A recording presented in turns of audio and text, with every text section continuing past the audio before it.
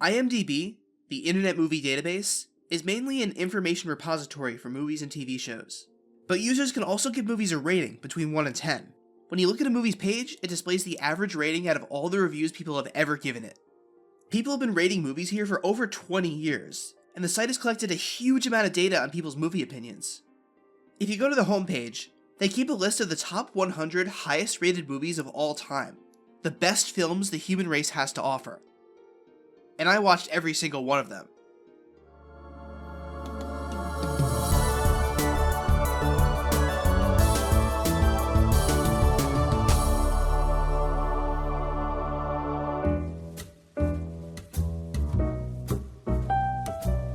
A little while ago, I got this neat little poster that had the IMDb Top 100 on it, and you could scratch off each movie after you watched it. And I'm incapable of leaving things unfinished, so the second I scratched off the ones I had already seen, I immediately was like, I have to watch all of them. At the very least, I could get a video out of it. I don't have the poster anymore, because it was in my old apartment back when I had to leave recently, but I did watch all the movies. So now I can talk about all of them and give my general thoughts.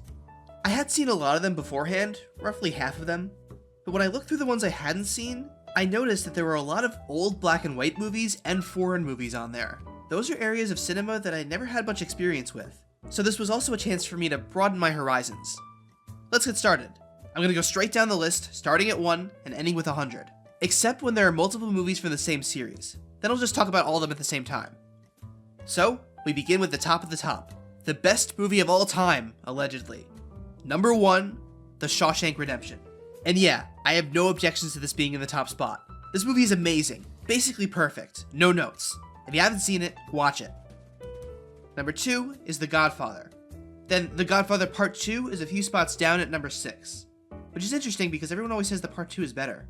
These are the definitive mafia movies, but I've never really been super into mafia stuff.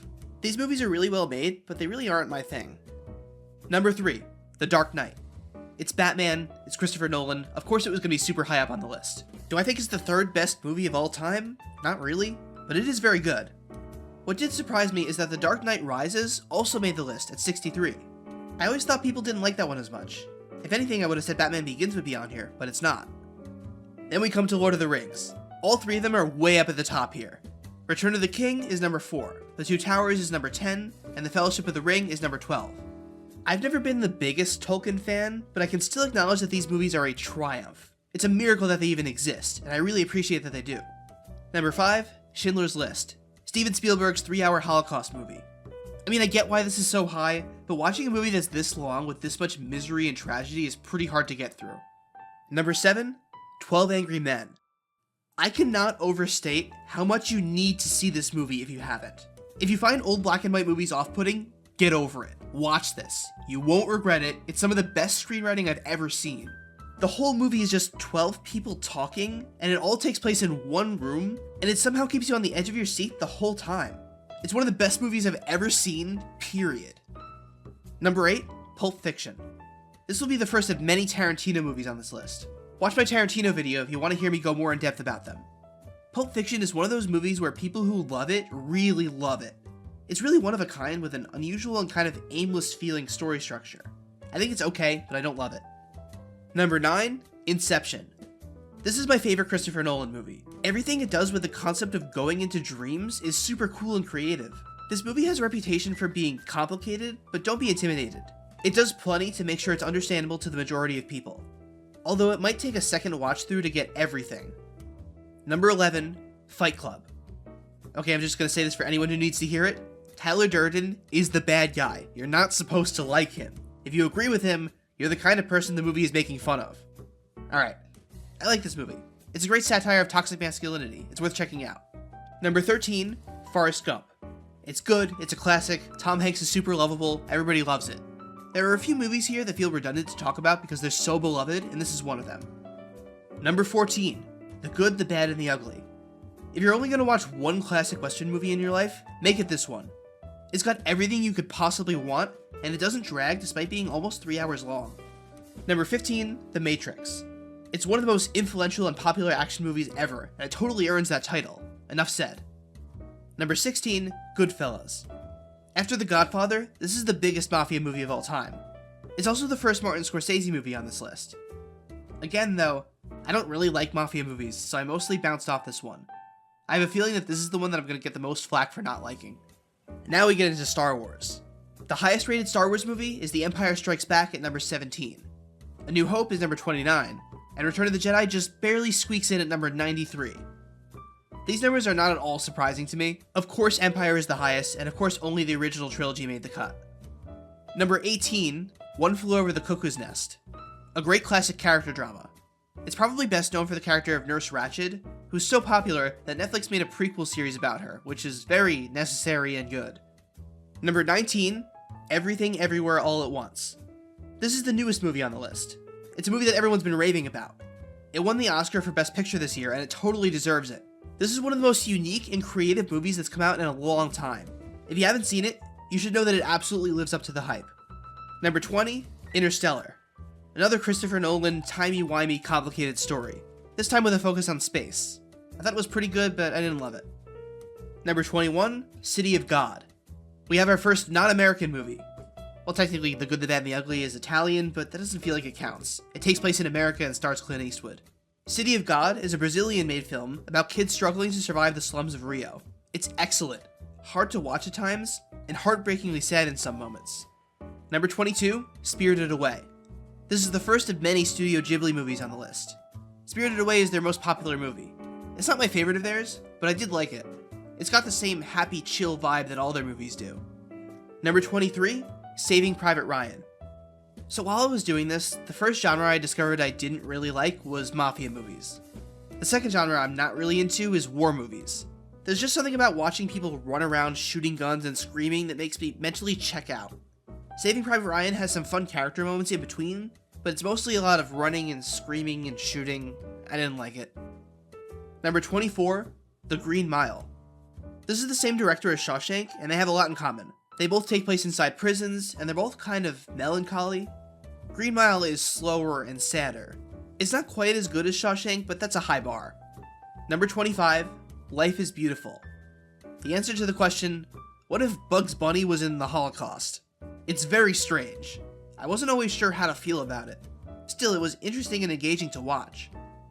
Number 26, Seven, or Se7N if you prefer. One of the all-time best mystery thrillers ever made.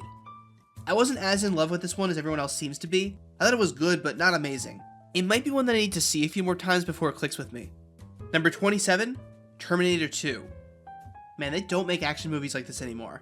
It's great, of course, but I'm one of the few people who prefers Terminator 1. It just has a tighter story, you know?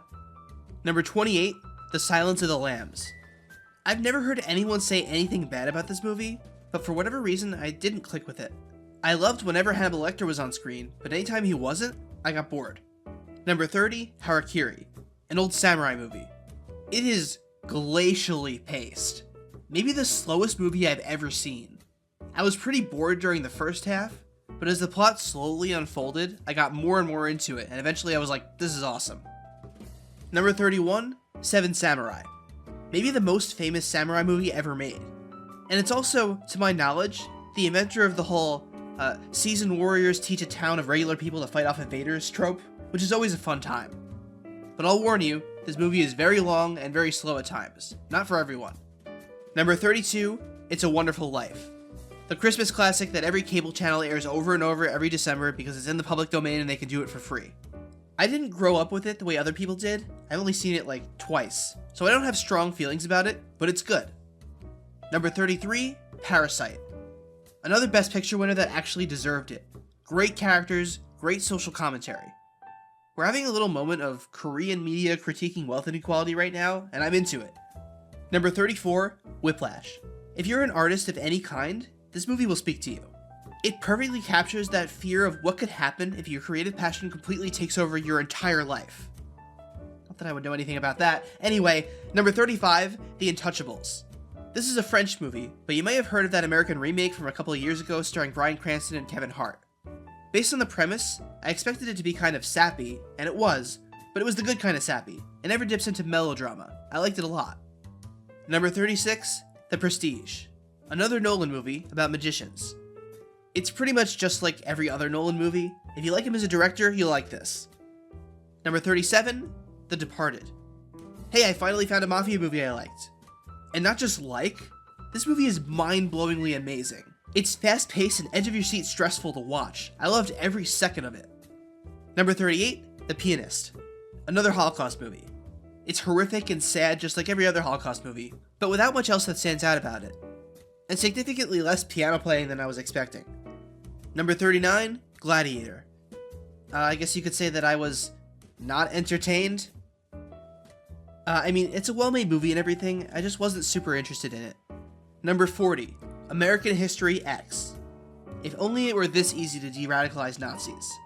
It's a compelling enough story, but I feel like the themes and messaging were a little too simple for such a serious real-world issue.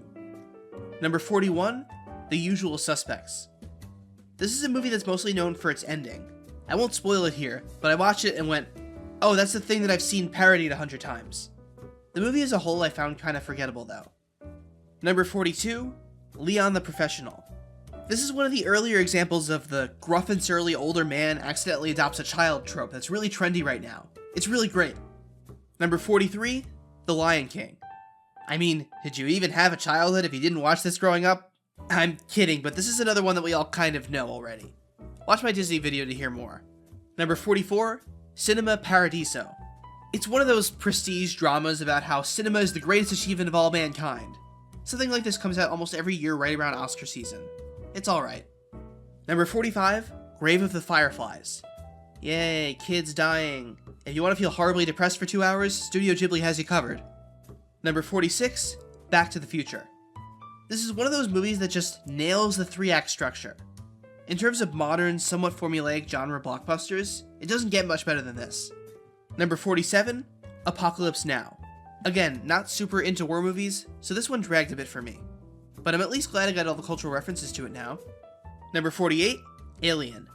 Number 72, Aliens. Alien is a great horror movie, even though I don't have a lot of experience with horror. And Aliens is a top-tier action movie. I would expect no less from James Cameron.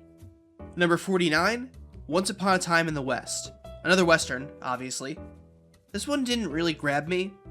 After seeing Henry Fonda play such a great leading man in 12 Angry Men, it was fun to see him as the villain here, but other than that, I forgot most of it after I saw it. Number 50, Psycho. The first of many Hitchcock movies. We've all seen the classic shower scene, and now I understand the context. To a modern audience, this isn't really scary, but it is a compelling and exciting story. Number 51, Rear Window. This movie just has a killer premise. A guy who can't leave his house solves a murder by watching people out his window. It's been redone and remade so many times, but the original is definitely the best. Number 52, Casablanca. This is like the classic black and white movie, and I can see why it's endured for so long. Even if it wasn't my absolute favorite, it has really compelling characters and the plot never drags. Then we have a couple of Charlie Chaplin silent films. Number 53 is Modern Times. You've probably seen clips of the beginning before, but it's more than that. It does have a full story, but it's more of a series of vignettes that give Charlie Chaplin the excuse to do physical comedy. City Lights is mostly the same thing, except it has a more coherent narrative and without the critiques of capitalism. Number 55, Capernaum. A brutally sad story about a poor kid in Lebanon.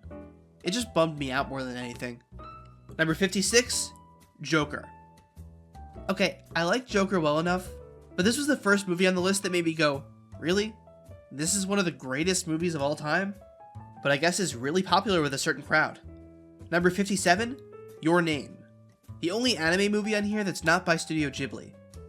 It starts out with a pretty simple, fun premise, and then goes some weird places later on. It's a little melodramatic, but I had a fun time with it. Number 58, Spider-Man Into the Spider-Verse. I mean, this is the greatest animated movie of the last 5 years. And it's my second favorite movie, starring multiple Spider-Men. Then we have both of the big Avengers movies. Avengers Endgame is at 59, and Infinity War comes right after it at 60. These are the big finish to a decade's worth of movies. Of course everyone loves them. Number 61, Coco. Wow, it took a lot longer than I expected for a Pixar movie to show up. And also, I wasn't expecting it to be this one. I didn't know it was that popular. But I mean, Coco is great, and it makes you cry, like all great Pixar movies do. Number 62, Django Unchained. My favorite Tarantino movie. It's so much fun, and it has maybe the best action I've ever seen in any movie ever. I could watch it over and over without ever getting tired of it.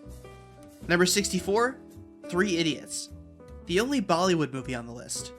On the surface, this is a goofy college movie like Animal House or Van Wilder, but it's also really emotionally complex and well put together. I loved it. Number 65, WALL-E. Another Pixar movie, and one that's consistently ranked as one of the best Pixar movies. Any movie that can make you care about robots that don't talk has to be a good one. Number 66, The Lives of Others. It's about political scheming in Soviet-occupied Berlin. I thought it was really boring. Number 67, Old Boy. The original Korean version, not the American remake. This is a very strange and very cool movie.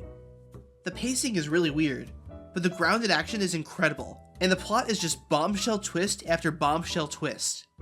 Number 68, Memento. Another Christopher Nolan movie, one of his earliest. You can really see his love for complicated plots forming here. I love the way that the story presents and reveals information to the viewer. Mystery box review for this coming at some point in the near future. Number 69, American Beauty. This movie has not aged well. You put it on, and it's like, Kevin Spacey. Kevin Spacey being attracted to minors. But the story is good. It's one of those suburbia sucks the life out of you stories. And excluding the lead actor, the movie is trying to make you uncomfortable, and it works. Number 70, Princess Mononoke. Everyone says this is the best Ghibli movie after Spirited Away, but I didn't quite click with it. Most Ghibli movies are all about chill vibes and are light on plot. This one is more serious and action focused. This is one that I want to give another shot at some point in the future. Number 71, Braveheart. War movie, oversimplified retelling of real historical events, Mel Gibson. Next. Number 73, Amadeus. A biopic about Mozart. It's about what you would expect. Does the idea of a Mozart movie interest you? Then you'll like it. If not, you'll probably find it pretty boring. Number 74, Indiana Jones and the Raiders of the Lost Ark. Classic 80s action. I don't need to tell you how good it is. Number 75, Das Boot. German for the boat. I found something that makes me dislike war movies even more. Set it on a submarine where you can't even see the action. The whole movie is just people standing around in a submarine. And when there's a battle, it's people standing around in a submarine stressfully. I was so checked out watching it that I got almost the whole way through before I realized that I didn't know the names of any of the characters. I absolutely hated it. Number 76, The Shining. I already made a whole video on The Shining and how cool it is. I love this movie. It's so one of a kind and a specific kind of creepy. Easily my favorite horror movie, and one of my favorite movies, period. Number 77, High and Low. An old Japanese detective thriller. Even though I wasn't super hooked by it, I found it really interesting. It's not structured the same way as most other movies I know, and it didn't end the way I thought it would. Number 78, Dr. Strangelove. A satire on the Cold War. It's not really laugh out loud funny, but it is silly. The Cold War critique doesn't feel as biting to me as a modern day viewer though. Number 79, Witness for the Prosecution. This is a courtroom drama. This movie is really hard to talk about without spoiling it. Actually, the end credits plays an announcement that tells the audience not to spoil the ending, which is weird and cool. So I won't say anything else about it besides it was good, I liked it. Number 80, Paths of Glory, an old Stanley Kubrick war movie. I was expecting not to like this one, as I keep saying war movies aren't my favorite, but that's not what this was. It's more about the way people behave in and around war, i.e. badly. It's a lot of character drama and not so much people shooting. The courtroom scene in particular was really great. Number 81, Sunset Boulevard, another black and white movie, and it's one of the tightest written stories I've ever seen in a film. It's excellent. I didn't know much about Billy Wilder before this, but all these old movies that he wrote or directed are brilliant. Number 82, The Great Dictator, another Charlie Chaplin movie, but this one isn't a silent film. Charlie Chaplin speaks, which is really weird to hear. This is a satire of Hitler, and it came out before America entered World War II. Seeing the ways people viewed Hitler back then is fascinating. Number 83, The Hunt. Mads Mikkelsen is great to watch, but this is a very upsetting movie. Genuinely hard to watch at times. Very well done though. Number 84, Toy Story 3. The best Toy Story movie. The one that made every 90s kid cry. And speaking of Toy Story in the 90s, Toy Story 1 is a few spots down at number 90. Number 85, Inglourious Basterds. Yet another Tarantino movie. This one isn't my favorite, but it's fun to watch Nazis get shot. Number 86, Eternal Sunshine of the Spotless Mind. Jim Carrey is always so interesting in serious roles. This is weird, mind-bending, philosophical, and really one of a kind. Number 87, Amélie. This one is kind of hard to explain. With most of these foreign films, the story can be enjoyed no matter where you're from. But Amélie feels very French. I liked it, but I felt like I was missing something while I was watching. Number 88, Requiem for a Dream. A super trippy movie about the horrors of drug abuse. I thought it was pretty cool, maybe a little too depressing for me though. Number 89, Good Will Hunting. I liked it, but if I'm going to watch a movie about a talented kid struggling with mental health issues, where Robin Williams plays a teacher who mentors him and shows him how to be more than what everyone assumes he can be, I'd watch Dead Poets Society. It's weird that it happened twice, right? Number 91, Reservoir Dogs. One final Tarantino movie squeezes its way in here. His first movie. It's smaller in scale than most of his others. It's pretty good, but I think the ideas that he plays with here work a lot better in his later movies. Number 92, Once Upon a Time in America. Another mafia movie, and it's 4 hours long. I didn't like it. Number 94, 2001: A Space Odyssey. When I watched this movie as a kid, I wasn't into it. I thought it was really slow. But I watched it again later, and I found myself completely drawn in. It just feels so big, and it demands that you pay attention, even if a lot of it is just slowly developing images without a lot of story. Number 95, Lawrence of Arabia. Over 3 hours of people walking in the desert, and Alec Guinness and brownface. Pass. Number 96, North by Northwest. A Hitchcock spy thriller. This is my favorite movie of his. The plot is always moving and there's never a dull moment. Number 97, Vertigo. Another Hitchcock mystery thriller in the same vein as North by Northwest and Rear Window. But this one is my least favorite of his movies so far. It's not bad, just the others are better. Number 98, Singin' in the Rain. An old school movie musical. They wrote the songs first and then came up with a story later. And it shows. It really shows. Number 99, Citizen Kane. Okay, so it's kind of a punchline that everyone says Citizen Kane is the greatest movie of all time. Even the name Citizen Kane is shorthand for best ever. But most people today haven't seen it, and people who do see it say it's boring. I want to demystify it a little bit here. The reason people say this is the best movie ever is because it came out in the 1940s, when film was still a new medium. Citizen Kane is a pioneer. It innovated on a ton of filmmaking techniques and made modern cinema possible. But calling it the greatest movie ever is kind of like calling Pong the greatest video game ever. Like, I think we've made some advancements since then. I think it's a very good movie. I didn't find it boring, but it's not the best movie of all time. Number 100, M. A German crime thriller. If you're curious, the M stands for murderer. It's one of the oldest movies here, and given that, it's really impressive how well it holds up. I didn't love it though.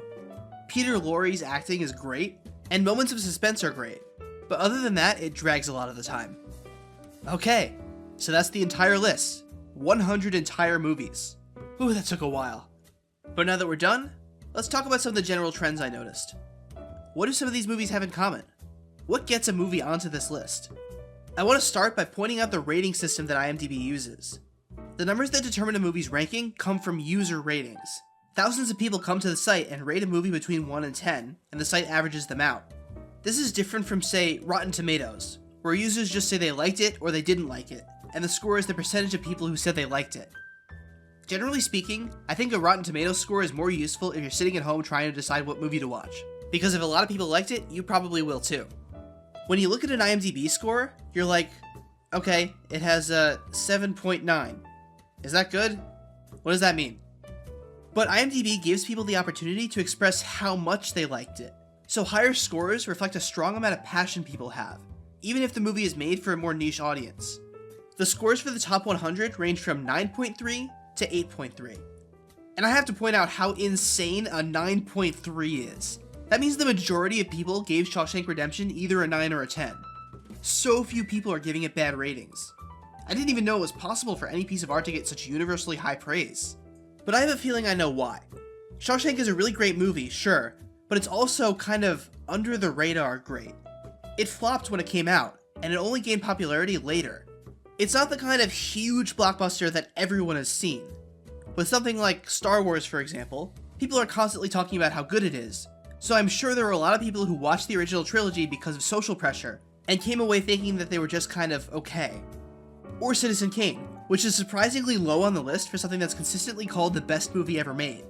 With a reputation like that, I bet there are tons of people who watched it out of obligation and didn't like it. With Shawshank though, not as many people know about it or feel like it's a movie they're supposed to watch. So the people who do watch it and rate it are people who seek it out on their own and are more likely to love it. Alongside all of this, I also want to mention a few movies that didn't make the list that surprised me.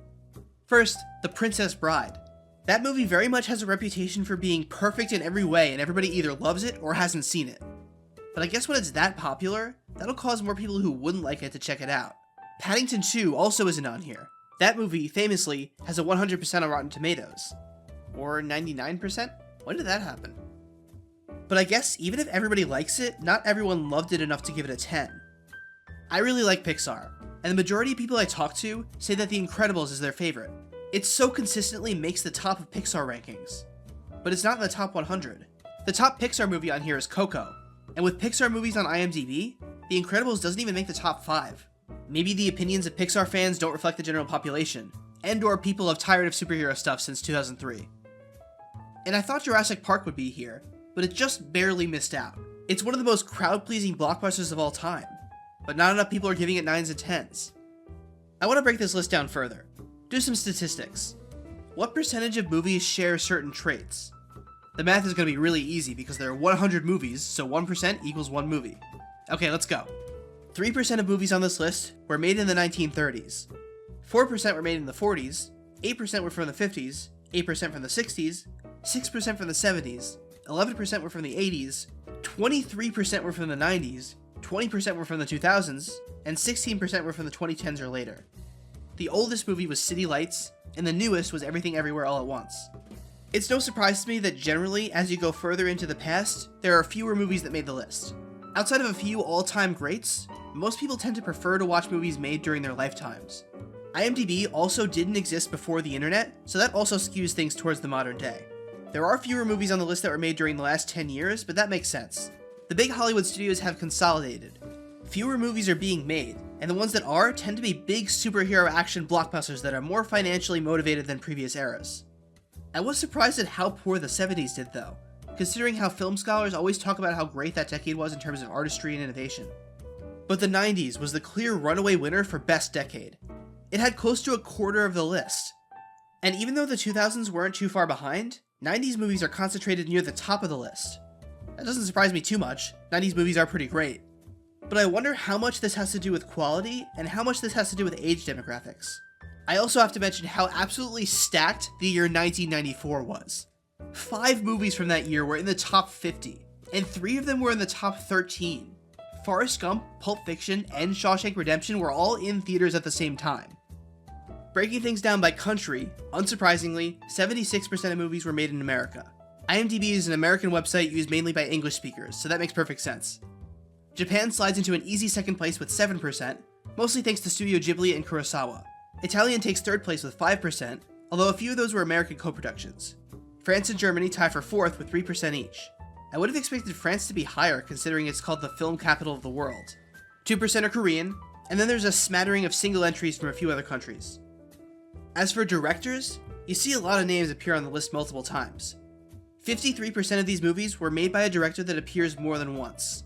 19 directors were responsible for more than half the list. Christopher Nolan made 6 of them. That's no surprise, everyone constantly raves about how much of a genius he is. Then Quentin Tarantino, Alfred Hitchcock, and Stanley Kubrick each made 4. Francis Ford Coppola, Steven Spielberg, Peter Jackson, Sergio Leone, and Charlie Chaplin each made 3. Peter Jackson feels like it's kind of a cheat since that's just all 3 Lord of the Rings movies. And all of these guys each made 2. 6% of movies were made by someone who both directed and starred in it. That's 3 Charlie Chaplin movies, Orson Welles in Citizen Kane, Mel Gibson in Braveheart, and Roberto Benigni in Life is Beautiful. 3% are Star Wars, 2% are part of the Marvel Cinematic Universe, 3% were made by Studio Ghibli, 1% by Disney Animation, and 4% by Pixar. I'm counting those as separate. Let's look at genre.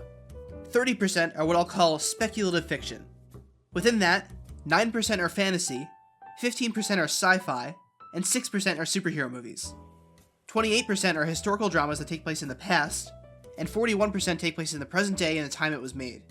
And the last 1% is The Lion King. I wasn't sure where it should go. I was curious about how much the IMDb list reflected critical acclaim versus popular opinion. The scores come from an aggregate of user reviews as opposed to professional critics, but if you have an account and rate movies, you're probably a pretty big film buff. There are tons of movies here that you might call awards bait.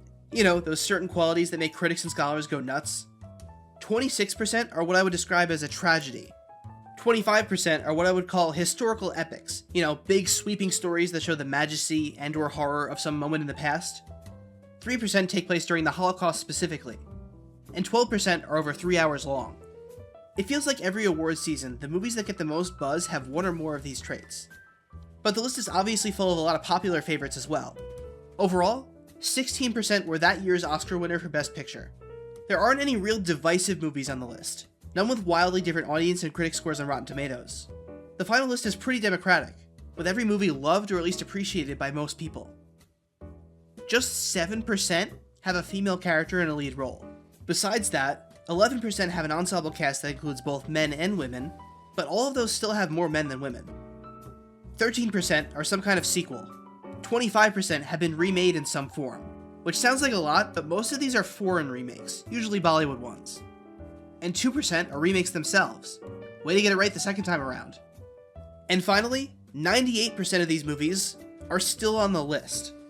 Yeah, so I started this at the end of 2022, and by the time I was ready to make the video, the list had changed. It's constantly changing. The most notable change is that Everything Everywhere All at Once has plummeted. It's not even in the top 250 anymore. It's the same phenomenon I've been talking about.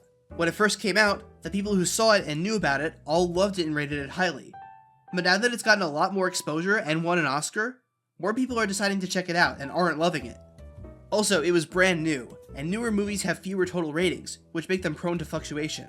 And the other movie to get bumped out is Amelie, which dropped down slightly to number 102 last I checked. The two new movies on the list are Come and See, a Russian-made movie about World War II, and Ikiru, another Kurosawa film. Lots of other movies have shifted places on the list, but none of them have dipped below 100. Now, how do I feel about this list? What was my overall experience watching all these movies? Well, there were definitely some that I didn't like, but not that many. There were a bunch that I loved, and a whole lot that I thought were good or just fine. Even when I hated a movie, it was usually because the subject matter didn't interest me, or it was an older, slow-paced movie that I found boring. There's not a single movie here that made me think, this is poorly made. I could always respect the crafts, even if I personally didn't like it. Easily my favorite movie in the whole list is 12 Angry Men. I can easily recommend it to everyone. Then the rest of my top 5 would be Django Unchained, Shawshank Redemption, The Departed, and The Shining. I also really love Star Wars and the big Avengers movies, but those feel like they don't exactly compare, being from giant franchises I like. But all of those were movies I had already seen before this. If I had to narrow it down and recommend some movies that were new to me, and that a lot of you probably haven't seen, I'd pick Sunset Boulevard and 3 Idiots.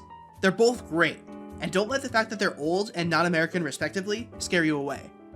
The creation of this list is a very democratic process. Basically, by watching all 100, I was letting the entire movie-going population choose what I watched. With such a wide sample size, IMDb has compiled movies that most people will appreciate, even if it's not something they would normally check out. It feels good having watched all of them. Now I just need to scratch them off on that poster.